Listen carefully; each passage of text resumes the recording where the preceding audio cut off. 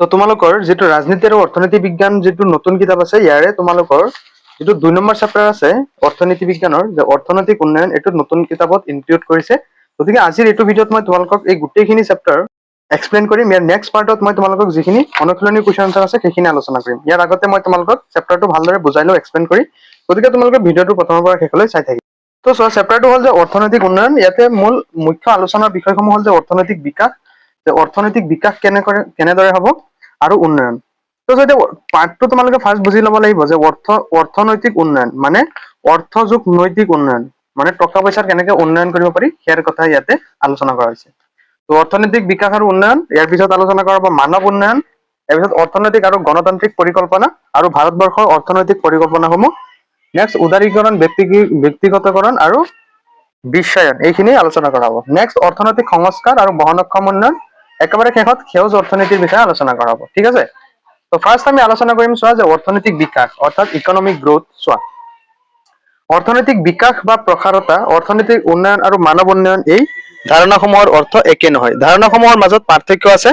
অৰ্থনৈতিক বিকাশ হৈছে এখন দেশৰ, এইটো ভালদৰে মনত ৰাখিবা যে অৰ্থনৈতিক বিকাশ হৈছে এখন দেশৰ ৰাষ্ট্ৰীয় আয় আৰু প্ৰতি মানুহৰ আয় বৃদ্ধি। এটা বৃত্তীয় বছৰত এইটো MCQ আহিব পাৰে যে বৃত্তীয় বছৰ কেতিয়াৰ পৰা ষ্টাৰ্ট হয়, যে 1 এপ্ৰিলৰ পৰা 31 মাৰ্চলৈ। অৰ্থাৎ ধৰা 2026ৰ যিটো তোমাৰ বৃত্তীয় বছৰ সেইটো 1 এপ্ৰিলৰ পৰা আৰম্ভ হৈছে আৰু 2027 চনৰ কি হ'ব 31 মাৰ্চলৈ এই বৃত্তীয় বছৰ থাকিব। তাৰপিছত কৈছে এখন দেশত উৎপাদিত হোৱা সৰ্বমুঠ সামগ্ৰীৰ মুদ্ৰাগত মূল্যক ৰাষ্ট্ৰীয় আয় বুলি কোৱা হয়। এইটো তোমালোকৰ MCQ বা শৰ্ট কুৱেশ্যনৰ ক্ষেত্ৰত আহিব পাৰে যে ৰাষ্ট্ৰীয় আয় কাক কয়, যে এখন দেশত উৎপাদিত হোৱা সৰ্বমুঠ সামগ্ৰীৰ মুদ্ৰাগত সৰ্বমুঠ সামগ্ৰীৰ মূল্যক কি বোলে ৰাষ্ট্ৰীয় আয় বুলি কোৱা হয়। তাৰপিছত চোৱা যে এই ৰাষ্ট্ৰীয় আয়ক দেশখনৰ মুঠ জনসংখ্যাৰে ভাগ কৰিলে আকৌ কি পোৱা যায়, যে জনমূৰি আয় পোৱা যায়। যে দেশৰ ৰাষ্ট্ৰীয় আয়ক যদি দেশখনৰ মুঠ জনসংখ্যাৰে কি কৰা হয়, ভাগ কৰা হয় বা হৰণ কৰা হয়, তেতিয়া কি পোৱা যায়, জনমূৰি আয়, অৰ্থাৎ প্ৰতিজন মানুহৰ ক্ষেত্ৰত কিমান আয় পৰিছে সেইটো পৰে। তাৰপিছত কৈছে উন্নত দেশসমূহত জনমূৰি আয় বেছি, অনুন্নত দেশসমূহত কি কম। আনহাতে মানৱ উন্নয়নে জনসাধাৰণৰ স্বাস্থ্য, শিক্ষা, জীৱন ধাৰণৰ মানদণ্ড, আৰ্থ সামাজিক, ৰাজনৈতিক পৰিৱেশ আদিৰ কি কৰে, উন্নয়নক বুজায়। তো নেক্সট তোমালোকৰ যিটো টপিক সেইটো হ'ল অৰ্থনৈতিক উন্নয়ন অৰ্থাৎ ইকনমিক ডেভেলপমেন্ট। চোৱা যে অৰ্থনৈতিক উন্নয়ন বা বিকাশ কেনেকৈ ঘটাব পাৰি ইয়াৰ বিষয়ে ইয়াতে কৈছে। তো কৈছে অৰ্থনৈতিক বিকাশ হলে অৰ্থনৈতিক উন্নয়ন হৈছে বুলি ক'ব নোৱাৰি। এইটো তোমালোকৰ MCQ আহিব পাৰে বা তোমাৰ শৰ্ট কুৱেশ্যন বা এনেকে খালী ঠাই দি দিব পাৰে। যেতিয়া বৰ্ধিত জনমূৰি আয়ৰ বৃহৎ অংশটো মুঠ জনসংখ্যাৰ নগণ্য অংশ এটাৰ হাতত কেন্দ্ৰীভূত হয় আৰু সৰু অংশ এটা জনসংখ্যাৰ বৃহৎ অংশটোলৈ যায়, তেতিয়া অৰ্থনৈতিক বিকাশ হৈছে বুলি ক'লেও অৰ্থনৈতিক উন্নয়ন হৈছে বুলি ক'ব নোৱাৰি। ঠিক আছে।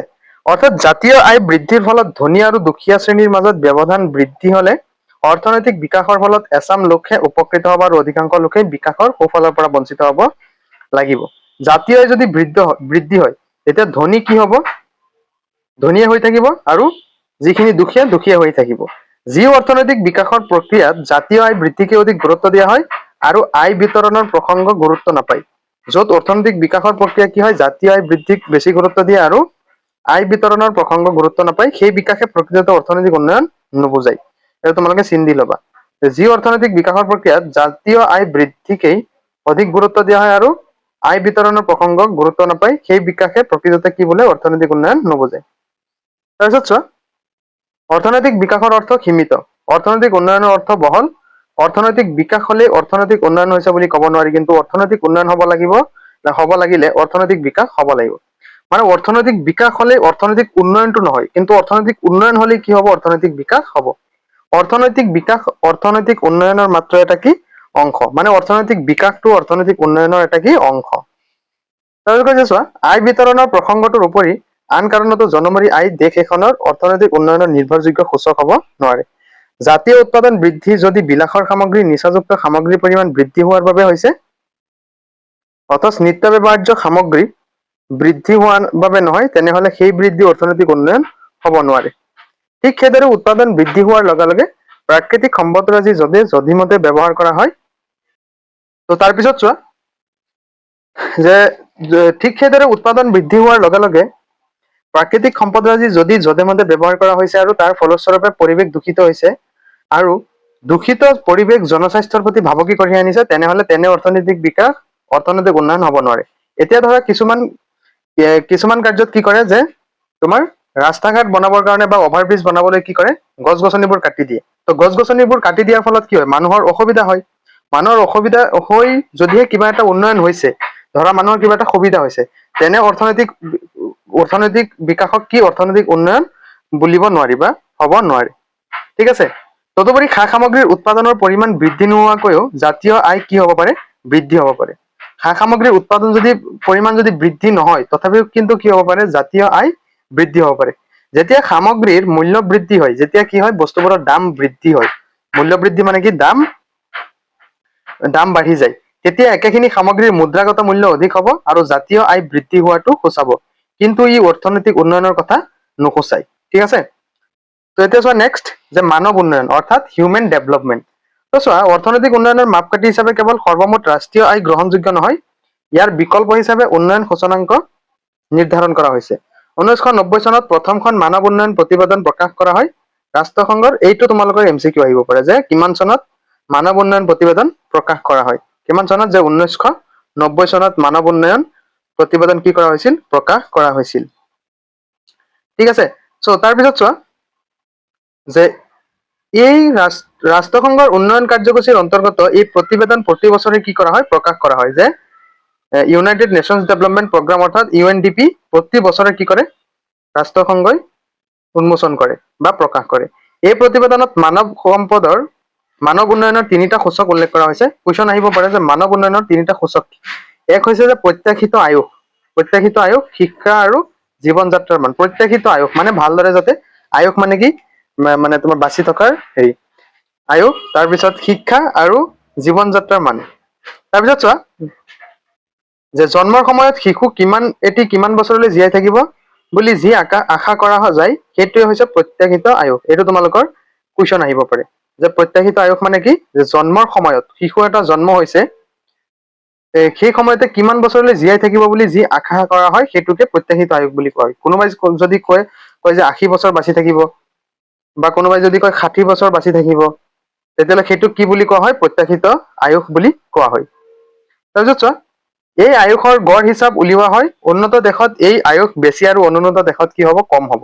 কাৰণ উন্নত দেশসমূহ ধৰা, যিসমূহত তোমাৰ মেডিচিন বা যিকোনো এন্টিবায়টিক আদি কি শক্তিশালী, গতিকে তেনে দেশত কি হ'ব, আয়ুসটো বেছি হ'ব। মানে ধৰা এতিয়া ইণ্ডিয়াৰ ক্ষেত্ৰত কি, ইণ্ডিয়া উন্নত দেশ, কিন্তু ধৰা কিছুমান দেশ আছে অনুন্নত দেশ, হয় নহয়? গতিকে তেনেকুৱা দেশত কি হ'ব, শিশু এটা জন্ম হোৱাৰ লগে লগে কি আয়ুসটো কম লৈ আহিব, বা বৃদ্ধি হোৱাৰ লগে লগে আয়ুসটো কমি যাব। কিয়? কাৰণ তেনেকুৱা দেশবিলাকত কি নাই, তোমাৰ ভাল শিক্ষা, ভাল স্বাস্থ্য, বা এনেকুৱা তোমাৰ মেডিচিন বিলাক ভাল নাই। সেইটো কথাই কৈছে। উন্নত দেশত স্বাস্থ্য সেৱা অধিক উন্নত। তাৰপিছত অনুন্নত দেশত প্ৰয়োজনীয় স্বাস্থ্য সেৱাৰ অভাৱ হয়। শিক্ষাৰ ক্ষেত্ৰত প্ৰাপ্তবয়স্কৰ সাক্ষৰতা, প্ৰাথমিক, মাধ্যমিক আৰু অন্যান্য শাখাসমূহৰ সৰ্বমুঠ নামভৰ্তিৰ অনুপাত নিৰ্ণয় কৰি সেই অনুপাতৰ ভিত্তিত শিক্ষাৰ জ্ঞান বা স্তৰ নিৰ্ধাৰণ কৰা হয়। কিমানজন ষ্টুডেণ্টে কি কৰিছে, স্কুলত নাম লগাইছে, সেইবোৰক কি কৰা হয়, নিৰ্ণয় কৰি কি কৰা হয়, শিক্ষাৰ অনুপাত নিৰ্ধাৰণ কৰা হয়। অনুন্নত দেশৰ তুলনাত উন্নত দেশত শিক্ষা ব্যৱস্থা অধিক উন্নত থাকিবই, কাৰণ যিবিলাক ধনী দেশ সেইবিলাকত কি হ'ব, শিক্ষাৰ ক্ষেত্ৰত উন্নত হ'বই। তৃতীয়টো সূচক জীৱন যাত্ৰাৰ মান। তৃতীয়টো সূচক কি, জীৱন যাত্ৰাৰ মান। চোৱা, যে দৰিদ্ৰতা, অনুন্নত শিক্ষা ব্যৱস্থা আৰু প্ৰয়োজনীয় স্বাস্থ্য সেৱাৰ অভাৱে জীৱন যাত্ৰাৰ মান উন্নতিকৰণৰ বাধাৰ সৃষ্টি কৰে। বাস্তৱিকতে মানৱ উন্নয়নে জনসাধাৰণৰ সামূহিক পছন্দৰ বিস্তাৰ সাধন হোৱাটো সৃষ্টি কৰে। বাস্তৱিকতে মানৱ উন্নয়নৰ সাধন হোৱাটো বুজায়। বিভিন্ন ব্যক্তিৰ পছন্দ অপছন্দ অথবা ভাল বেয়াৰ ওপৰত ভিত্তি কৰি সমষ্টিৰ সামূহিক পছন্দ নিৰ্ণয় কৰা হয়। বিভিন্ন মানুহৰ ভাল আৰু বেয়া এইটোৰ ওপৰত ভিত্তি কৰি কি, যোগ কৰি, সমষ্টি মানে কি, একেলগ কৰি সামূহিক পছন্দ নিৰ্ণয় কৰা হয়। ওপৰত উল্লেখিত তিনিটা সূচক হ'ল সকচল, এই পছন্দৰ মূল কথা। মানৱ উন্নয়নৰ মধ্যবিন্দু হ'ল জনসাধাৰণ কাৰিকৰী সূত্ৰ বা ধাৰণাসমূহ নহয়। এইটো তোমালোকৰ খালী ঠাই দি তোমালোকৰ পৰীক্ষাত কুৱেশ্যন কাটিব পাৰে। ঠিক আছে। গতিকে তেনেকে কাটিব, যে মানৱ উন্নয়নৰ মধ্যবিন্দু হ'ল, এনেকে ডেছ দি থৈ দিব, এইটো ডেছ দি থৈ দিব, এইটো ডেছ দি থৈ দিব, তাৰপিছত শেষত নহয় বুলি দিব। এনেকুৱা কুৱেশ্যন কাটিব পাৰে। গতিকে এইখিনি তোমালোকে ভালদৰে চাবা। অৰ্থনৈতিক বিকাশ আৰু মানৱ উন্নয়নৰ মাজত পাৰ্থক্য হ'ল যে অৰ্থনৈতিক বিকাশে কেৱল মাত্ৰ এটা পছন্দৰ উল্লেখ কৰিছে, আৰু সেইটো হৈছে আয়। কি কৈছে, যে অৰ্থনৈতিক বিকাশে কি, অকল আয় বুজাইছে, কিন্তু মানৱ উন্নয়নৰ ধাৰণাটোৱে সামূহিক পছন্দৰ বিস্তাৰ সাধনৰ ওপৰত কি কৰিছে, গুৰুত্ব আৰোপ কৰিছে। এই সমষ্টিগত পছন্দই অৰ্থনৈতিক, সামাজিক, সাংস্কৃতিক আৰু ৰাজনৈতিক পছন্দ সামৰি লৈছে। দেশ এখনৰ প্ৰকৃত সম্পদ হ'ল দেশখনৰ জনসাধাৰণ। দেশ এখনৰ প্ৰকৃত সম্পদ কি? জনসাধাৰণ অৰ্থাৎ মানুহ। সেয়ে পণ্য উৎপাদনৰ ওপৰতে অধিক গুৰুত্ব প্ৰদান কৰিলে জনসাধাৰণৰ জীৱন সমৃদ্ধ কৰাৰ লক্ষ্যটো বৈশিষ্ট্যহীন হৈ পৰিব। মানৱ উন্নয়নৰ ধাৰণাটোৱে মানুহৰ সামূহিক অৰ্থনৈতিক, সামাজিক, সাংস্কৃতিক আৰু ৰাজনৈতিক বিকাশৰ মাজেদি জীৱন যাপনৰ মান বৃদ্ধিত গুৰুত্ব আৰোপ কৰে। তো মানৱ উন্নয়নৰ ধাৰণাটোৱে কি বৃদ্ধিত অৰিহণা যোগায়? যে মানুহৰ সামূহিক অৰ্থনৈতিক, সামাজিক, সাংস্কৃতিক আৰু ৰাজনৈতিক বিকাশৰ মাজেদি জীৱন যাপনৰ মান বৃদ্ধিত কি কৰে? গুৰুত্ব আৰোপ কৰে। উল্লেখযোগ্য যে 2010 চনৰ মানৱ উন্নয়ন প্ৰতিবেদনখনত মানৱ উন্নয়নৰ 3টা নতুন ধাৰণা সন্নিৱিষ্ট কৰা হৈছে। সেইকেইটা হ'ল বৈষম্য সাপেক্ষে মানৱ উন্নয়ন সূচকাংক। এইটো কুৱেশ্যন আহিব পাৰে যে 2010 চনৰ মানৱ উন্নয়ন প্ৰতিবেদনখনত মানৱ উন্নয়নৰ 3টা ধাৰণা, সেই ধাৰণাসমূহ তোমালোকে উল্লেখ দিব পাৰে যে বৈষম্য সাপেক্ষ মানৱ উন্নয়ন সূচকাংক, লিংগ বৈষম্য সূচকাংক আৰু বহুমাত্ৰীয় দৰিদ্ৰ সূচকাংক অৰ্থাৎ মাল্টি ডাইমেনশ্যনেল পভাৰ্টি ইণ্ডেক্স। প্ৰথমটো সূচকাংকত মানৱ উন্নয়নৰ প্ৰভাৱ বিভিন্ন শ্ৰেণীৰ লোকৰ ওপৰত কিদৰে পৰিছে সেইটো নিৰ্ণয় কৰা হয়। অৰ্থাৎ বৈষম্য সাপেক্ষ মানৱ উন্নয়ন সূচকাংকত কি কৰে? যে মানৱ উন্নয়নৰ প্ৰভাৱ বিভিন্ন শ্ৰেণীৰ লোকৰ ওপৰত কিদৰে পৰিছে। দ্বিতীয়টো মানৱ উন্নয়নৰ ক্ষেত্ৰত পুৰুষ আৰু মহিলাৰ মাজত থকা অসমতা প্ৰতিফলিত কৰে। দ্বিতীয়টো যিটো তোমাৰ লিংগ বৈষম্য সূচকাংক, ইয়াতে তোমাৰ মহিলা কিমান বা পুৰুষ কিমান সেইটো কি কৰে? প্ৰতিফলিত কৰে। সমতা নহয় মানে সমান নহয়, সেইটো কি কৰে? প্ৰতিফলিত কৰে। নেক্সট চোৱা যে তৃতীয়টো কি? যে বহুমাত্ৰীয় দৰিদ্ৰ সূচকাংক অৰ্থাৎ দৰিদ্ৰতাৰ বহুৰূপী চৰিত্ৰ দাঙি ধৰে। এই সূচকাংকই ব্যক্তি, পৰিয়াল বা তাতকৈ বৃহৎ গোষ্ঠীৰ লোকসকলক কিদৰে আৰ্থ-সামাজিক সুবিধাসমূহৰ পৰা বঞ্চিত হ'বলগীয়া হয় তাৰ ইংগিত বহন কৰে। এতিয়া ধৰা কিছুমান শ্ৰেণী আছে যিসমূহ শ্ৰেণীক কি কৰা হয়? সকলো সময়তে প্ৰেচাৰাইজ কৰি ৰখা হয়। তো সেই কথাটো কৈছে আৰু তেওঁলোকক কি কৰা হয়? বিভিন্ন আৰ্থ-সামাজিক সুবিধাসমূহৰ পৰা কেনেদৰে বঞ্চিত কৰিছে সেইটো ক'ত দেখুৱাই? যে বহুমাত্ৰীয় দৰিদ্ৰ সূচকাংক অৰ্থাৎ মাল্টি ডাইমেনশ্যনেল পভাৰ্টি ইণ্ডেক্সত। তাৰপিছত চোৱা যে মানৱ দৰিদ্ৰতা সূচকাংক অৰ্থাৎ হিউমেন পভাৰ্টি ইণ্ডেক্সৰ দৰিদ্ৰতাৰ এনেবোৰ আয়তন বা মাত্ৰা প্ৰতিফলিত নকৰে আৰু গড় ভিত্তিত দৰিদ্ৰতাৰ ছবি এখনহে কি কৰে? সামগ্ৰিকভাৱে দাঙি ধৰে। 2025 চনৰ মানৱ উন্নয়ন সূচক অনুসৰি ভাৰতবৰ্ষৰ পৃথিৱীৰ 193খন দেশৰ ভিতৰত 130তম স্থানত কি হৈছে? উপনীত হৈছে।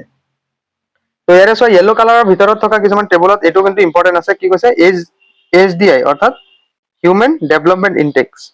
সম্প্ৰতি এখন দেশৰ উন্নয়নৰ সামগ্ৰিক ছবিখন মানৱ উন্নয়ন সূচকাংকৰে বুজোৱা হয়। মানৱ উন্নয়নৰ 4টা স্তৰ যেনে অৰ্থনৈতিক, সামাজিক, সাংস্কৃতিক আৰু ৰাজনৈতিক উন্নয়নৰ ভিত্তিত মানুহৰ উন্নত জীৱন যাপনৰ বাবে প্ৰত্যাশিত আয়ুস, শিক্ষা আৰু জনমূৰি আয়, এই 3টা সূচকৰ সন্মিলিত এই পৰিসংখ্যাই হ'ল মানৱ উন্নয়ন সূচকাংক। কুৱেশ্যন আহিব পাৰে যে মানৱ উন্নয়ন সূচকাংক মানে কি? ঠিক আছে, গতিকে এই সৰু সৰু বস্তুবিলাক তোমালোকে কিন্তু জানিব লাগিব। নেক্সট অৰ্থনৈতিক পৰিকল্পনা অৰ্থাৎ ইকনমিক প্লেনিং। তো ইয়াৰে চোৱা যে নিৰ্ধাৰিত সময়ৰ ভিতৰত কিছুমান নিৰ্দিষ্ট লক্ষ্যত উপনীত হোৱাৰ উদ্দেশ্যে এটা কেন্দ্ৰীয় কৰ্তৃপক্ষৰ দ্বাৰা দেশৰ অৰ্থনীতিৰ নিয়ন্ত্ৰণ আৰু দিগদৰ্শনক অৰ্থনৈতিক পৰিকল্পনা বোলা হয়। কি কৈছে? যে নিৰ্ধাৰিত সময়ত ধৰা 1 বছৰৰ কাৰণে ধৰিছে। চ' 1 বছৰৰ কাৰণে কিছুমান নিৰ্দিষ্ট লক্ষ্যত উপনীত হোৱাৰ উদ্দেশ্যে এটা কেন্দ্ৰীয় কৰ্তৃপক্ষৰ দ্বাৰা দেশৰ অৰ্থনীতিৰ নিয়ন্ত্ৰণ আৰু দিগদৰ্শক। এতিয়া ধৰা আমাৰ ইণ্ডিয়াতে ধৰা যে ইণ্ডিয়াই কি কৰিছে? এটা তোমাৰ আমাৰ PM অৰ্থাৎ নৰেন্দ্ৰ মোদী ডাঙৰীয়াই তেখেতে কি কৰিছে? ধৰা এটা লক্ষ্য লৈছে যে অসমত এটা কি কৰিব লাগিব? মেডিকেল কলেজ বনাব লাগিব। আৰু সেইটো লক্ষ্য লৈছে যে 2000 ধৰি লোৱা যে 22ৰ 26ৰ 28ৰ ভিতৰত বনাই দিব। আৰু সেই যিটো তোমাৰ কি কৰিছে? নিয়ন্ত্ৰণ বা এটা লক্ষ্যত উপনীত হোৱাৰ পিছত সেই লক্ষ্যত যে উপনীত হ'ব সেই বস্তুটোকে কোৱা হয় অৰ্থনৈতিক পৰিকল্পনা। কৈছে প্ৰতি 5 বছৰৰ অন্তৰত যুগুত কৰাৰ বাবে আমাৰ দেশৰ পৰিকল্পনাক পঞ্চবাৰ্ষিক পৰিকল্পনা বুলি কোৱা হয়। অৰ্থাৎ এই বাজেটসমূহ যে হেৰি কৰে এই কথাটোকে কৈছে। তো সামগ্ৰিকভাৱে আমাৰ পঞ্চবাৰ্ষিক পৰিকল্পনাৰ মূল লক্ষ্যসমূহ হৈছে আমাৰ দেশত কি বাৰ্ষিক পৰিকল্পনা চলে? যে পঞ্চবাৰ্ষিক। এইটো তোমালোকৰ কুৱেশ্যন আহিব পাৰে।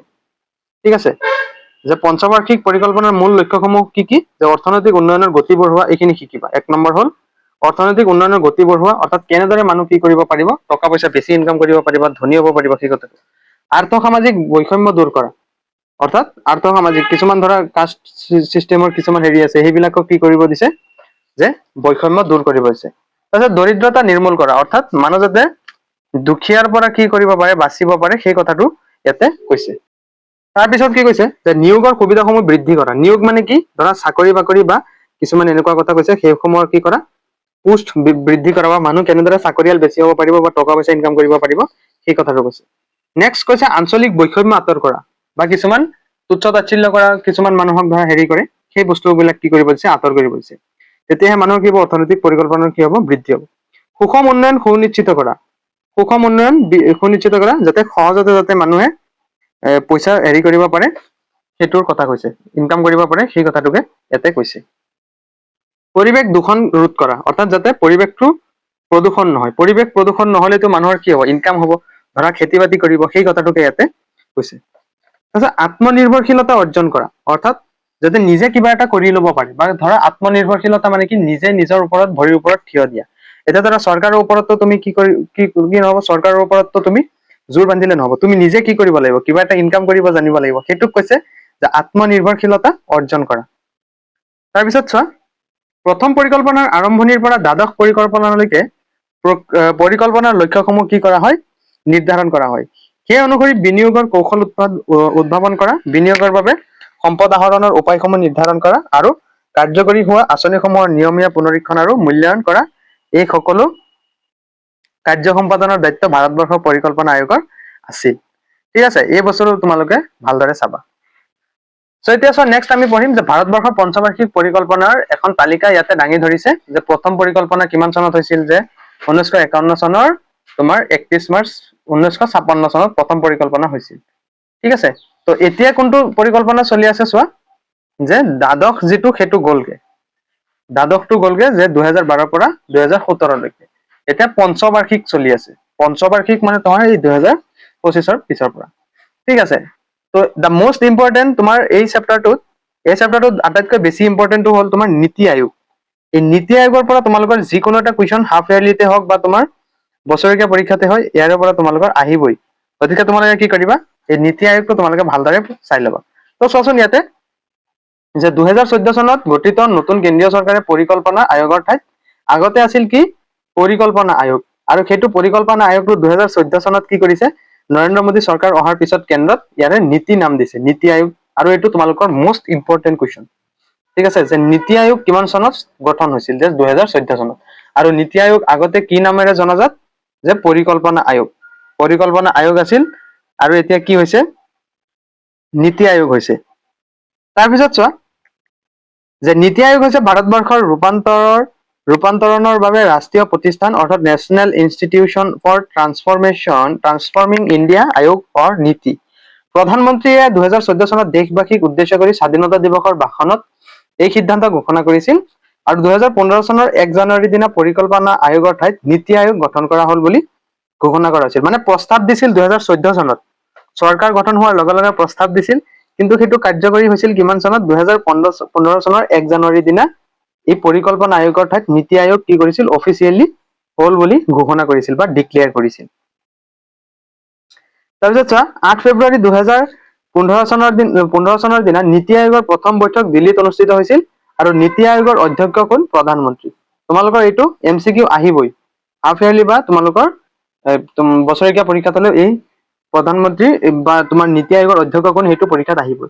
আয়োগৰ অন্যান্য সদস্যসকল কোন কোন যে উপাধ্যক্ষ, ৰাজ্যসমূহৰ মুখ্যমন্ত্ৰীসকল আৰু কেন্দ্ৰীয় শাসিত অঞ্চলৰ উপ ৰাজ্যপাল, 4গৰাকী কেন্দ্ৰীয় মন্ত্ৰী আৰু মুখ্য কাৰ্যবাহী বিষয়া আৰু বিশেষজ্ঞসকল, এনেদৰে তেওঁলোকক লৈ গঠন কি হৈছে নীতি আয়োগ গঠন হৈছে। ইয়াতে নীতি আয়োগত কোন কোন থাকিব যে উপাধ্যক্ষ থাকিব, তাৰপিছত ৰাজ্যখনৰ মুখ্যমন্ত্ৰীসকল, কেন্দ্ৰীয় শাসিত অঞ্চলৰ উপৰাজ্যসকল, 4গৰাকী কেন্দ্ৰীয় মন্ত্ৰী আৰু মুখ্য কাৰ্যবাহী বিষয়া আৰু বিভিন্ন বুদ্ধিজীৱী অৰ্থাৎ বিশেষজ্ঞসকল কি থাকিব এই নীতি আয়োগৰ সদস্য পদত থাকিব। ঠিক আছে, আমি next moving to the next page. তো চোৱা ইয়াতে কি আছে গণতান্ত্ৰিক পৰিকল্পনা অৰ্থাৎ ডেমক্ৰেটিক প্লেনিং। তো চোৱা ইয়াতে এটা হালধীয়া বক্সত কি দিয়া আছে যে নীতি আয়োগৰ সমিতিখনৰ গাঁথনি অধ্যক্ষ কোন প্ৰধানমন্ত্ৰী, উপাধ্যক্ষ কোন প্ৰধানমন্ত্ৰীৰ দ্বাৰা নিযুক্ত। প্ৰধানমন্ত্ৰীয়ে কি কৰিব নীতি আয়োগৰ উপাধ্যক্ষ নিযুক্তি দিব, অৰ্থাৎ কোন হ'ব সেইটো প্ৰধানমন্ত্ৰীৰ ওচৰত থাকিব। তাৰপিছত পূৰ্ণকালীন সদস্য যে তিনিজন বিশেষজ্ঞ অৰ্থাৎ 3জন বুদ্ধিজীৱী থাকিব, আৰু অংশকালীন সদস্য 2জন থাকিব, আৰু প্ৰধান সদস্য সৰ্বোচ্চ 4জন কেন্দ্ৰীয় মন্ত্ৰী থাকিব, যিকোনো কেন্দ্ৰীয় মন্ত্ৰী, ধৰা তোমাৰ ৰেল মন্ত্ৰী হ'ব পাৰে তেনেকুৱা। আৰু মুখ্য কাৰ্যবাহী বিষয়া এজন ভাৰতীয় প্ৰশাসনিক বিষয়া অৰ্থাৎ IPS থাকিব এজন, আৰু পৰিচালনা পৰিষদ মুখ্যমন্ত্ৰী আৰু কেন্দ্ৰীয় শাসিত অঞ্চল উপৰাজ্যপালসকল। এতিয়া চোৱা যে গণতান্ত্ৰিক পৰিকল্পনা, যি পৰিকল্পনা যুগুতকৰণৰ বিভিন্ন পৰ্যায়ত ৰাইজৰ অংশগ্ৰহণ সুনিশ্চিত কৰা হয়, সেই পৰিকল্পনাই হৈছে কি গণতান্ত্ৰিক পৰিকল্পনা। অৰ্থাৎ ৰাইজৰ দ্বাৰাই কি কৰা হ'ব, গণতান্ত্ৰিক পৰিকল্পনা যুগুত কৰা হ'ব। এই পৰিকল্পনাৰ সিদ্ধান্তসমূহ ওপৰৰ পৰা জাপি দিয়া নহয়। এই পৰিকল্পনাৰ ক্ষমতাৰ বিকেন্দ্ৰীকৰণৰ সৈতে জড়িত। ভাৰতীয় প্ৰশাসন ব্যৱস্থাত তিনিটা স্তৰ আছে। এটা হ'ল কেন্দ্ৰীয় চৰকাৰ, আৰু এটা হ'ল ৰাজ্য চৰকাৰ, আৰু এটা হ'ল স্থানীয় নিকায়সমূহ, যেনে পঞ্চায়ত, হয় নহয়, আৰু নগৰপালিকা। কেন্দ্ৰীয় চৰকাৰ যিটো তোমাৰ নৰেন্দ্ৰ মোদী চৰকাৰ চলাই আছে এতিয়া কেন্দ্ৰত, তাৰপিছত ৰাজ্য চৰকাৰ ধৰা হিমন্ত বিশ্ব শৰ্মা চৰকাৰে যিটো অসম চলাই আছে, আৰু স্থানীয় ধৰা এই তোমালোকৰ পঞ্চায়তৰ যিবিলাক তোমাৰ প্ৰেচিডেণ্ট ছেক্ৰেটাৰী, সেইবোৰৰ কথা কৈছো। ঠিক আছে। তাৰপিছত চোৱা, এই তিনিওটা স্তৰতে আলাপ আলোচনাৰ মাজেৰে পৰিকল্পিত উন্নয়নৰ লক্ষ্যসমূহ নিৰ্ধাৰণ আৰু আঁচনিসমূহ চিনাক্ত কৰা হয়। ত' এতিয়া তোমাৰ পঞ্চায়তে এটা কিয় বাৰু গঠন হ'ল? কাৰণ পঞ্চায়ত এটা গঠন কৰিলেহে জানিব পঞ্চায়তে যে আমাৰ অমুকটো গাঁৱত কি আছে, অকমান প্ৰব্লেম আছে, আৰু সেই প্ৰব্লেমটো কাক জনাব? তোমাৰ ৰাস্তা ঘাটৰে প্ৰব্লেম হওক বা যিকোনো প্ৰব্লেম হওক, সেইটো জনাব তোমাৰ আমাৰ মুখ্যমন্ত্ৰী বা তোমাৰ এই ৰাজ্য চৰকাৰক। আৰু ৰাজ্য চৰকাৰে কি কৰিব, সেই বস্তুটো আৰু তোমাৰ অধিক খৰতকীয়া বা ভালকে কৰিব হলে কি কৰিব? কেন্দ্ৰীয় চৰকাৰ অৰ্থাৎ নৰেন্দ্ৰ মোদী য'ত আছে পৰিকল্পনা, এতিয়া ধৰা কেন্দ্ৰত তেওঁলোকক কি কৰিব জনাব। তেতিয়া বাজেটটো কি হ'ব, অকমান ডাঙৰ হ'ব, আৰু মানুহৰ কি হ'ব, যিখিনি অসুবিধা সেই অসুবিধাসমূহ দূৰ হ'ব। চ' সেই কথাটোকে কৈছে। এই তিনিওটা পৰ্যায়ত ৰাইজৰ প্ৰতিনিধিসকলে এক গুৰুত্বপূৰ্ণ ভূমিকা পালন কৰিবলগীয়া হয়। কাৰণ ৰাইজৰ প্ৰতিনিধি অৰ্থাৎ ৰাইজে যাক ভোট দি পাছ কৰাই লৈ যায়, তেওঁলোকে যদি মানুহৰ বা ৰাইজৰ যদি অসুবিধাসমূহ দূৰ কৰিব নোৱাৰে, তেতিয়া পাছ কৰাই পঠোৱা আৰু নপঠোৱা একে কথা, সেই কথাটোকে কৈছে। প্ৰশাসন ব্যৱস্থাৰ একেবাৰে নিম্ন পৰ্যায়তো ৰাইজৰ প্ৰতিনিধিসকল স্থানীয় অভাৱ অভিযোগৰ ভিত্তিত পৰিকল্পনা যুগুতকৰণ প্ৰক্ৰিয়াটোৰ সৈতে জড়িত হৈ পৰে বাবে এই পৰিকল্পনাৰ তৃণমূল পৰ্যায়ৰ পৰিকল্পনাও বুলি অভিহিত কৰিব পাৰি। তৃণমূল মানে একেবাৰে নিম্ন স্তৰ, অৰ্থাৎ তলৰ পৰা। ঠিক আছে, মানে একদম মানুহৰ সৰু সৰু অসুবিধাসমূহ যাতে কি কৰে, চৰকাৰক জনাব পাৰে, সেইটো কাৰণে এই সৰু সৰু যিবিলাক তোমাৰ পঞ্চায়ত বা ৱাৰ্ড এইবোৰ ভাগ কৰিছে, সেইবোৰৰ কথা কৈছে যে এইবিলাকক গঠন কৰা হৈছে। তাৰপিছত নেক্সট চোৱা, ভাৰতবৰ্ষৰ অৰ্থনৈতিক পৰিকল্পনা অৰ্থাৎ ইকনমিক প্লেনিং ইন ইণ্ডিয়া। ভাৰতবৰ্ষৰ অৰ্থনৈতিক বিকাশ কেনেকৈ হ'ব বা কেনেদৰে কি হ'ব, সেইসমূহলৈ যি পৰিকল্পনা কৰিছে তাৰ বিষয়ে আমি ইয়াতে আলোচনা কৰিম। ত' চোৱা যে 6 দশকতকৈও অধিক সময় সামৰি লোৱা ভাৰতবৰ্ষৰ পৰিকল্পিত অৰ্থনৈতিক উন্নয়নৰ ব্যাখ্যা দুটা ভাগত ভগাব পাৰি। প্ৰথমতে 1950-51 চনৰ পৰা 1990 চনলৈ, কাৰণ এই সময়খিনিত চোৱা ভাৰতবৰ্ষত কি হৈছিল, যিহেতু নতুনকে স্বাধীন হৈছিল, গতিকে এই সময়খিনিত কি হৈছিল, অকমান কষ্ট হৈছিল দেশখন চলাবলৈ বা তোমাৰ যিকোনো অসুবিধা, সেই কথাটো কৈছে। আৰু দ্বিতীয়তে 1992 চনৰ পৰা 1991-92 চনৰ পৰা এই 2025-26 চনলৈকে। ত' প্ৰথমতে চোৱা যে 1950-51 চনৰ পৰা 1990-91 চনৰ সময়ছোৱাত ভাৰতীয় অৰ্থনীতিৰ উন্নয়নৰ গুৰি বঠা ধৰিছিল ৰাজহুৱা খণ্ডই। ব্যক্তিগত খণ্ডৰ ভূমিকা আছিল গৌণ। মানে ৰাজহুৱা খণ্ডই কি আছিল, বেছি তোমাৰ উন্নয়ন কৰিছিল, কিন্তু ব্যক্তিগত খণ্ডৰ ভূমিকা কি নাছিল, একেবাৰে নাছিল। উল্লেখযোগ্য যে গুৰিৰে পৰা ভাৰতবৰ্ষৰ আৰ্থিক ব্যৱস্থা হৈছে মিশ্ৰিত আৰ্থিক ব্যৱস্থা, যি আৰ্থিক ব্যৱস্থাত ৰাজহুৱা খণ্ড বা চৰকাৰী খণ্ড আৰু ব্যক্তিগত খণ্ডৰ সহাৱস্থান সকলোৱে কি কৰে, সহায় কৰে। সেই আৰ্থিক ব্যৱস্থাই সচল মিশ্ৰিত আৰ্থিক ব্যৱস্থা। ভাৰতৰ পৰিকল্পনাৰ সময়ত ৰাজহুৱা খণ্ডৰ তুলনাত ব্যক্তিগত খণ্ডৰ গুৰুত্ব কম আছিল। অৰ্থাৎ প্ৰথম চোৱা যিটো 1950-51 পৰা 1990-91 সেই সময়ছোৱাত কি আছিল, ব্যক্তিগত অৰ্থাৎ খণ্ডৰ গুৰুত্ব কম আছিল। ভাৰতবৰ্ষৰ ঔদ্যোগিক নীতিয়ে সমাজবাদী সমাজ অৰ্থাৎ ছচিয়েলিষ্টিক পেটাৰ্ণ অফ ছচাইটি প্ৰতিষ্ঠা কৰাটো এক প্ৰধান লক্ষ্য হিচাপে গ্ৰহণ কৰিছিল। স্বাভাৱিকতেই অৰ্থনৈতিক উন্নয়নত ৰাষ্ট্ৰৰ ভূমিকাই প্ৰাধান্য লাভ কৰিছিল। এই সময়ছোৱাত ভাৰতীয় অৰ্থনীতিৰ মূল লক্ষ্যসমূহ কি কি? 1950-51 চনৰ কথা কৈছে যে অৰ্থনৈতিক উন্নয়নৰ হাৰ ক্ষীপ্ৰ কৰি তোলা, অৰ্থাৎ কেনেকে মানুহখিনি কি কৰিব, টকা পইচা বেছি ইনকাম কৰিব, সেই কথাটো কৈছে। আধুনিক প্ৰযুক্তিবিদ্যা প্ৰয়োগৰ ওপৰত গুৰুত্ব প্ৰদান কৰা। সেই সময়ত কি হৈছিল, আধুনিক প্ৰযুক্তিবিদ্যা সমূহৰ ওপৰত গুৰুত্ব প্ৰদান কৰিছিল। তেতিয়াহে কি হ'ব, দেশখন আগুৱাব। এতিয়া চোৱা আগতে কি নাছিল, ধৰা এই সাধাৰণ কৃষিৰ কাৰণে তোমাৰ ট্ৰেক্টৰ নাছিল, মানুহে কিমান কষ্ট কৰিবলগীয়া হৈছিল, হয় নে নহয়? গতিকে সেই বস্তুখিনি তেতিয়াৰ পৰা কি হৈছিল, গুৰুত্ব প্ৰদান কৰি অহা হৈছিল। আৰু সেই গুৰুত্ব প্ৰদান কৰাৰ কাৰণে আমি আজি কি কৰিছো, এইবিলাক আমি ব্যৱহাৰ কৰিব পাৰিছো। আৰু আমি অৰ্থনৈতিক, এতিয়া চোৱা আমি যে তোমাৰ এই ধান কটা বা তোমাৰ যিকোনো ট্ৰেক্টৰে হাল বোৱা, এইবোৰৰ কাৰণে কি হৈছে, আমাৰ অৰ্থনৈতিক উন্নয়ন হৈছে নে নাই, বা ষ্ট্ৰং হৈছে নে নাই? মানে আমি কি কৰিছো, অতি কম সময়তে কৰিছো, আৰু বাকী সময়খিনিত আমি কি কৰিছো, বেলেগ কাম কৰিব পাৰিছো, সেই কথাটোকে কৈছে। তাৰোপৰি বিভিন্ন ধৰা সাৰ প্ৰয়োগ কৰাৰ ফলত আজিকালি বহুত মানুহে লাভৱান্বিত হৈছে, সেই কথাটো কৈছে। আত্মনিৰ্ভৰশীলতা অৰ্জন কৰা। আৰু সেই সময়খিনিত মানুহখিনিক কি বুজোৱা হৈছিল যে নিজে নিজে কিবা কৰিবলৈ চেষ্টা কৰক, আনৰ ওপৰত কেতিয়াও নিৰ্ভৰ কৰি নাথাকিব, আত্মনিৰ্ভৰশীল মানে স্বনিৰ্ভৰশীল হবলৈ জনাইছিল। সামাজিক ন্যায় প্ৰতিষ্ঠা কৰা, অৰ্থাৎ যাতে সমাজত যাতে বিশৃংখলৰ সৃষ্টি নহয় বা হিন্দু মুছলমান সেইবোৰক লৈ যাতে লাগি নাথাকে, কাৰণ সেইবোৰক লৈ লাগি থাকিলে দেশ আগবাঢ়িব জানো, আমাৰ অৰ্থনৈতিকটো ষ্ট্ৰং হ'ব জানো, নহয়, সেই কথাটোকে কৈছে। আৰু দুবাৰকৈ সীমান্তত সংঘটিত হোৱা যুদ্ধ, 1961-62 চনত যি সীমান্তত সংঘটিত হৈছিল চীন দেশৰ সৈতে, আৰু 1965 চনত পাকিস্তানৰ সৈতে যুদ্ধ হৈছিল। আৰু সেই যুদ্ধৰ সময়ত সময়ে সময়ে দেখা দিয়া অনাবৃষ্টি, য'ত বৰষুণ হোৱা নাছিল, একেবাৰে মানুহে কি হৈছিল খেতি পথাৰত, এতিয়া চোৱা যুদ্ধ বিগ্ৰহ যে হৈছিল সেই সময়ত যুদ্ধ বিগ্ৰহ চীনৰ লগত যে যুদ্ধ বিগ্ৰহ হৈছিল, চীনৰ লগত যুদ্ধ বিগ্ৰহ হোৱাৰ ফলত কি হৈছিল, ধৰা বম ফুটিছিল বা সেনেকুৱা ফুটাৰ ফলত দেশত বায়ু প্ৰদূষিত হৈছিল নে নাই, বা তোমাৰ খেতি পথাৰতো হোৱা শস্য হোৱা নাথাকিব, কাৰণ তাতে তোমাৰ কি হ'ব, দুৰ্ভিক্ষই দেখা দিব। সেই কথাটো কৈছে যে যুদ্ধ বিগ্ৰহৰ ফলত অৰ্থনৈতিক, তাৰপিছত অনাবৃষ্টি হৈছিল, মানে ধৰা বম বা এনেকুৱা বিলাক ফুটিলে কি হয়, বৰষুণ নহ'ব, আৰু বৰষুণ নহ'লে কি হ'ব, খেতি পথাৰ হ'ব জানো, নহয়। আৰু তেতিয়াতো তোমাৰ মটৰ বা এনেকুৱা ধৰণৰ মেচিন টেচিন নাছিলে পানী উঠাবলৈ। অনাবৃষ্টি আৰু ৰাজনৈতিক দৃশ্যপট পৰিৱৰ্তনৰ ফলত ভাৰতীয় অৰ্থনৈতিক উন্নয়নৰ হাৰ আশানুৰূপ ফল নহল। এই দুবাৰ যুদ্ধ বিগ্ৰহ হোৱাৰ ফলত ভাৰতৰ অৰ্থনৈতিক উন্নয়নটো কি নহল, বৃদ্ধি নহল। কাৰণ যুদ্ধ বিগ্ৰহ হলে তোমালোকে জানাই কিমান ক্ষয় ক্ষতি হয়, তাৰোপৰি কিমান মিছাইল বনাব লাগে, হয় নহয়। এই সময়ছোৱাত ঘৰুৱা জাতীয় আয় বৃদ্ধিৰ হাৰ গড় হিচাপে 3.5% আছিল মাত্ৰ। অৱশ্যে জাতীয় উৎপাদনলৈ সেৱা খণ্ড অৰ্থাৎ বেংক, বীমা, পৰিবহন ব্যৱসায় ইত্যাদিত বৰঙণি বৃদ্ধি হ'ল। এই বৰঙণিৰ পৰিমাণ 1950-51 পৰা 28% পৰা 1990-91 চনত 40.5% হ'লগৈ। অৰ্থাৎ কৃষিৰ ওপৰত আত্মনিৰ্ভৰশীলতা কিছু পৰিমাণে কি হ'ল, হ্ৰাস হ'ল। এই সময়ছোৱাত কৃষিৰ বৰঙণি 59% পৰা 34.9% কমি আহিল। 60 দশকৰ মাজভাগত ভাৰতবৰ্ষত সেউজ বিপ্লৱৰ সূচনা কৰা হয়। আধুনিক প্ৰযুক্তিবিদ্যা প্ৰয়োগ কৰি কৃষিখণ্ডৰ উৎপাদনৰ পৰিমাণ বৃদ্ধিয়ে হ'ল সেউজ বিপ্লৱ। অৱশ্যে এই বিপ্লৱ প্ৰভাৱ কেইখনমান ৰাজ্য যেনে পাঞ্জাৱ, হাৰিয়ানা আৰু কেইবিধমান শস্য যেনে ধান আৰু ঘেঁহুতে কি আছিল, সীমাবদ্ধ আছিল। কাৰণ পাঞ্জাৱৰ মানুহে জানাই ধান আৰু ঘেঁহুৰ ওপৰত কি কৰে, গুৰুত্ব আৰোপ কৰে। তো সেই কথাটোকে ইয়াতে কৈছে। তো এইটো আছিল ভাৰতৰ অৰ্থনৈতিক পৰিকল্পনাটোৰ এটা টপিক। তেতিয়া চোৱা অৰ্থনৈতিক সংস্কাৰ অৰ্থাৎ ইকনমিক ৰিফৰ্মছ, যে ভাৰতবৰ্ষৰ পৰিকল্পিত অৰ্থনৈতিক উন্নয়নৰ দ্বিতীয় চোৱা, অৰ্থাৎ 1991 চনৰ 91 পৰা 92 চনৰ পৰা বৰ্তমানলৈকে কি কৰিছে, সামৰি লৈছে। এইটো অৰ্থনৈতিক উন্নয়ন। তো মন কৰিবলগীয়া যে এই সময়ছোৱাত ভাৰতীয় অৰ্থনীতিৰ এক গুৰুত্বপূৰ্ণ পৰিৱৰ্তন সাধন হ'ল। উদাৰীকৰণ, ব্যক্তিগতকৰণ, গোলকীকৰণ বা বিশ্বায়নৰ গুৰুত্ব বৃদ্ধি পালে, আৰু ৰাজহুৱা খণ্ডৰ গুৰুত্ব হ্ৰাস পালে। এই তাৎপৰ্যপূৰ্ণ পৰিৱৰ্তনৰ তিনিটা মূল কাৰণ হৈছে, প্ৰথম, চৰকাৰী ব্যয় বৃদ্ধি হাৰতকৈ চৰকাৰী আয় বৃদ্ধি কম হোৱাৰ বাবে বৃহৎ বিত্তীয় ঘাটিয়ে দেখা দিছিল। ৰাজহুৱা খণ্ডৰ উদ্যোগসমূহত চৰকাৰী বিনিয়োগৰ পৰিমাণ বৃদ্ধি কৰা হৈছিল,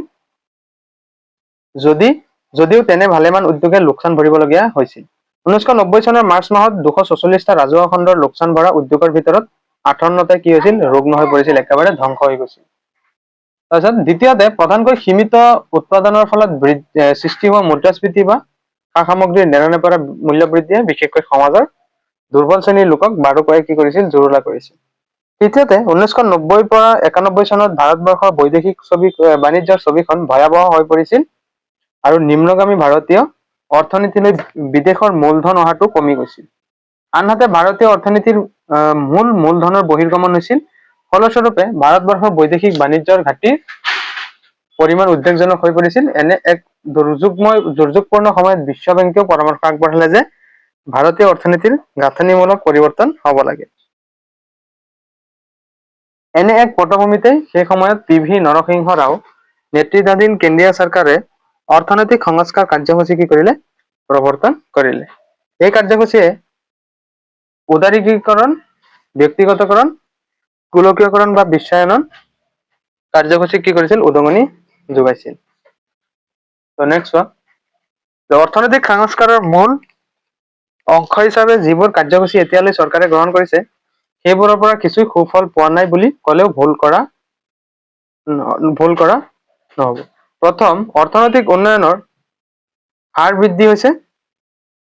প্ৰকৃততে 2005 পৰা 6 পৰা 7 আৰু 2007 পৰা 8 চনত বাৰ্ষিক উন্নয়নৰ হাৰ আছিল যথাক্ৰমে কিমান, 9.5, 9.7 আৰু 9.2%। 1951 চনৰ পৰা এতিয়ালৈকে ভাৰতীয় অৰ্থনীতিৰ উন্নয়নৰ হাৰে পূৰ্বে এই উচ্চতা স্পৰ্শ কৰিব পৰা নাছিল। 2009 পৰা 2010 চনৰ পৰা 2012 চনৰ 2012 পৰা 13 চনলৈ গড় হিচাপত বাৰ্ষিক উন্নয়নৰ হাৰ আছিল কিমান মাত্ৰ 6.7%। শেহতীয়া অৰ্থনৈতিক সমীক্ষা অনুসৰি সেন্সাস অনুসৰি 2013 পৰা 14 চনত বাৰ্ষিক উন্নয়নৰ হাৰ কিমান 7.2%। দ্বিতীয়তে পাইকাৰী মূল্যসূচী পূৰ্বৰ তুলনাত কি হৈছে হ্ৰাস পাইছে।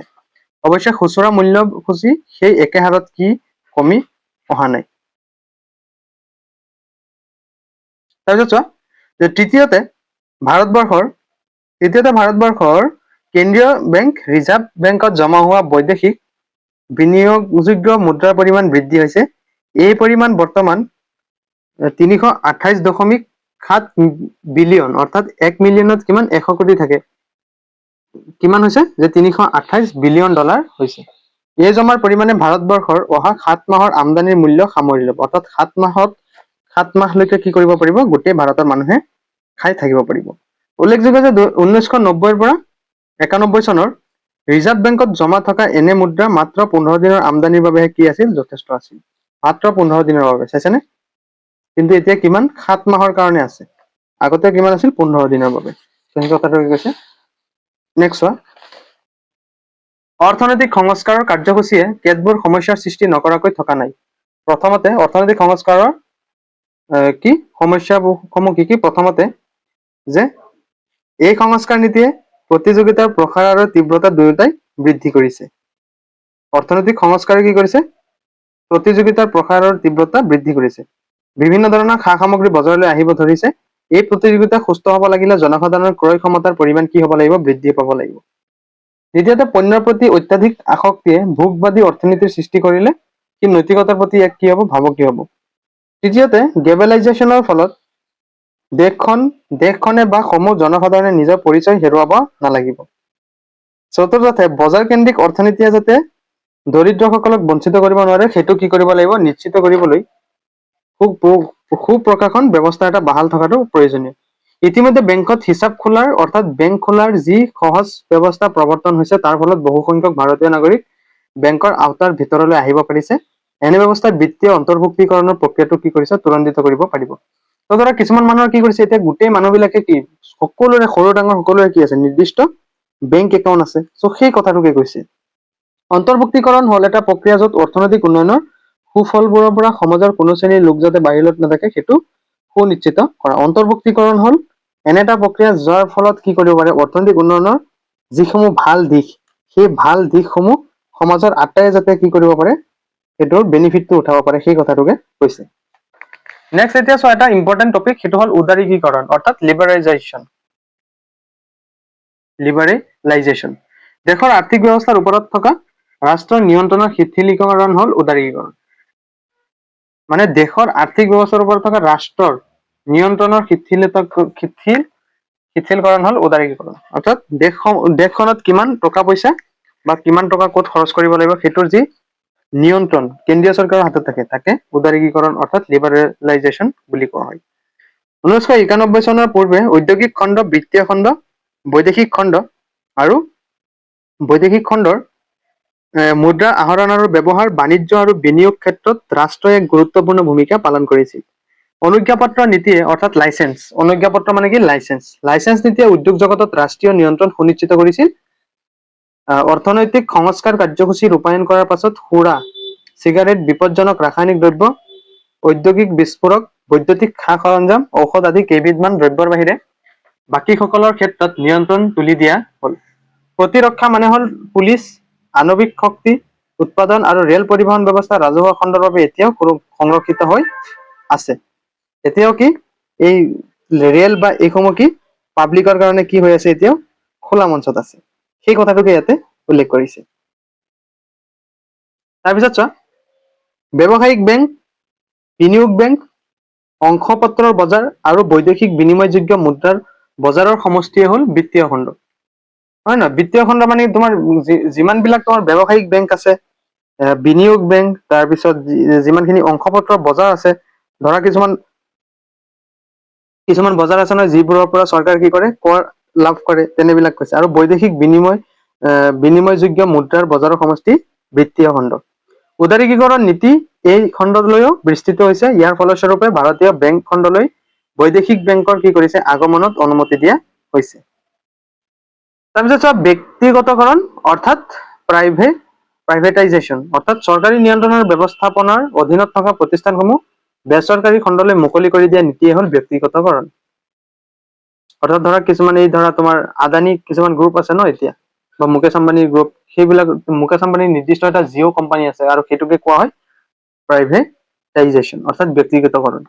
1991 চনৰ নতুন ঔদ্যোগিক নীতিয়ে ৰাজহুৱা খণ্ডৰ 9টা উদ্যোগ ব্যক্তিগত খণ্ডৰ বাবে মুকলি কৰি দিয়াৰ লগে লগেই ব্যক্তিগতকৰণ নীতি প্ৰৱৰ্তন কৰা হ'ল। 1990 চনত নতুন ঔদ্যোগিক নীতিয়ে কি কৰিছে, চৰকাৰী কিছুমান বস্তু খণ্ড আছিল আৰু সেইবিলাক কি কৰিছিল প্ৰাইভেট বা কোম্পানীক বেছি দিছিল, সেই কথাটো কৈছে। আৰু তেতিয়াৰ পৰাই কি হ'ল ব্যক্তিগতকৰণৰ ব্যৱস্থাটো আহিল। শিক্ষা, স্বাস্থ্য, উৎপাদিত সামগ্ৰী, বেংক ব্যৱস্থা আদি ক্ষেত্ৰত ব্যক্তিগতকৰণৰ প্ৰভাৱ লক্ষণীয়। শিক্ষাৰ ক্ষেত্ৰত, স্বাস্থ্যৰ ক্ষেত্ৰত, উৎপাদিত সামগ্ৰী বা বেংক ব্যৱস্থা আদিৰ ক্ষেত্ৰত কি এই ব্যক্তিগতকৰণ লক্ষণীয়। সকলো ক্ষেত্ৰতে কি হয় প্ৰযোজ্য হৈছে। যেনে ধৰা শিক্ষাৰ ক্ষেত্ৰত আজিকালি কি কৰিছে, প্ৰাইভেট স্কুল বিলাক খোলে, প্ৰাইভেট হস্পিটেল বিলাক খোলে, হয় নে নহয়, বা বেংক, প্ৰাইভেট কিছুমান বেংক আছে। তাৰপিছত হৈছে ব্যক্তিগতকৰণৰ এক ক্ষুদ্ৰ সংস্কৰণ হ'ল নিৰ্বনিয়োজন নীতি। চৰকাৰী খণ্ডৰ প্ৰতিষ্ঠানৰ অংশপত্ৰ যেতিয়া কোনো ব্যক্তিক কিনিবলৈ অনুমতি দিয়া হয় তেতিয়া নিৰ্নিয়োজন কাৰ্যকৰী হয়। অৰ্থাৎ প্ৰতিষ্ঠানটোৰ সমগ্ৰ মূলধন চৰকাৰৰ পৰা সংগ্ৰহ নকৰি কিছু ব্যক্তিগত খণ্ডৰ পৰা কি হয় সংগ্ৰহ কৰা হয়, আৰু এইবিলাকক কি বুলি কোৱা হয় ব্যক্তিগতকৰণ বুলি কোৱা হয়। এইসমূহ তোমালোকে ভালদৰে জানিব লাগিব। নেক্সট চোৱা, নেক্সট টপিকটো হ'ল যে গোলকীকৰণ বা বিশ্বায়ন বা গ্লবেলাইজেশ্যন। দেশ এখনৰ অৰ্থনীতিৰ সৈতে বিশ্বৰ অন্যান্য দেশৰ অৰ্থনীতিৰ সংযোজন স্থাপন বা সংহতি সাধন কৰাটোৱে হ'ল কি গোলকীকৰণ বা বিশ্বায়ন। ধৰা এখন দেশৰ সৈতে আন এখন দেশৰ চুক্তিবদ্ধ হোৱা বা অৰ্থনীতিৰ অন্য দেশৰ সংযোজন স্থাপন কৰাটোৱে কি বুলি কোৱা হয় গোলকীকৰণ বা গ্লবেলাইজেশ্যন বুলি কোৱা হয়। গোলকীকৰণক উদাৰীকৰণ আৰু ব্যক্তিগতকৰণৰ পৰিণতি বুলিও ক'ব পাৰি। যিখন দেশ বা ৰাষ্ট্ৰই পৃথিৱীৰ অন্যান্য দেশৰ সৈতে সংযোগ স্থাপনৰ প্ৰতি আগ্ৰহী নহয় সেইখন ৰাষ্ট্ৰই অন্তৰ্মুখী নীতি অৱলম্বন কৰা বুলি ক'ব লাগিব। তাৰপিছত এই নীতিটোক অৰ্থনৈতিক বহিৰ্বাণিজ্যহীনতা অৰ্থাৎ ইকনমিক আইজলেশ্যনিজম বা অটৰ্কি বুলিও কোৱা হয়। গোলকীকৰণৰ ফলত দেশসমূহৰ মাজত থকা দূৰত্ব হ্ৰাস হয় আৰু সীমান্তৰহিত বিশ্ব অৰ্থাৎ বৰ্ডাৰলেছ ৱৰ্ল্ডৰ দিশে ৰাষ্ট্ৰসমূহ ধাৱমান হয়।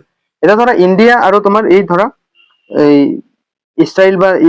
ইজৰাইল তেওঁলোকৰ সৈতে বিভিন্ন ধৰণৰ চুক্তি কৰে, বা ইৰাণৰ সৈতে তেলৰ কাৰণে চুক্তি কৰে, আৰু সেই চুক্তি বা যিসমূহ লাভ হয় তাকে কি বুলি কয় গোলকীকৰণ বা বিশ্বায়ন। এতিয়া ধৰা কিছুমান দেশৰ লগত যদি চুক্তিকৰণ নকৰিলেহেঁতেন আমাৰ ভাৰতবৰ্ষই, তেতিয়া কি হলহেঁতেন এটা নিৰ্দিষ্ট বৰ্ডাৰে থাকি গলহেঁতেন। কিন্তু এতিয়া কি কৰিছে সামূহিকভাৱে কি কৰিছে তেওঁলোকৰ লগত হাতে হাত মিলাইছে।